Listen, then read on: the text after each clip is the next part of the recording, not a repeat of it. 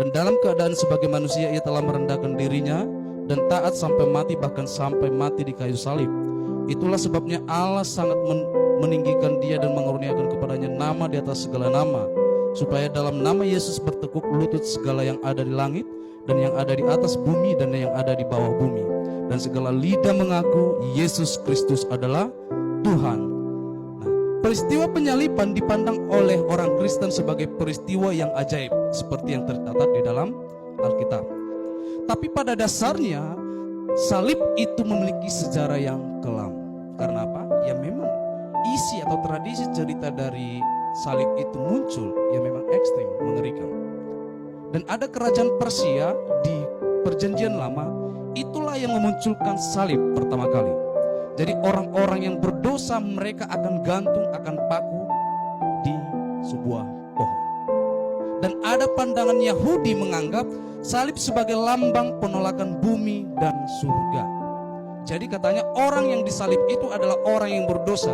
Orang yang berdosa itu ditolak bumi dan ditolak juga oleh surga. Sehingga orang-orang yang mati disalib, mereka yakini bahwa arwah-arwah orang seperti ini akan gentayangan. Karena apa? Di bumi ditolak, di surga pun ditolak. Nah, oleh sebab itulah ketika Yesus disalib, mereka menganggap bahwa mereka memiliki paradigma setiap orang yang disalib itu adalah orang yang terkutuk. Termasuk ketika Yesus disalib pada waktu itu. Dan pada dasarnya memang dia disalib bukan karena berdosa, betul? Tetapi karena menanggung dosa kita.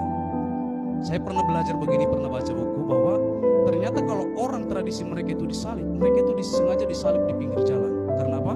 Ketika ada orang lewat akan dihujat ini orang-orang itu salib, dikutuki. Orang Kristen memandang pandangan yang berbeda dengan pandangan-pandangan yang sudah kita jelaskan sebelumnya. Kita orang Kristen kalau berbicara tentang salib itu adalah satu kebanggaan bagi kita, betul? Karena apa?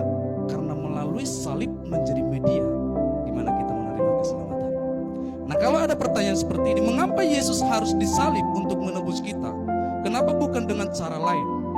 Karena pada waktu itu dengan cara disaliblah cara yang paling hina menghukum manusia-manusia berdosa. Tetapi ingat, konteks Yesus disalib bukan karena berdosa.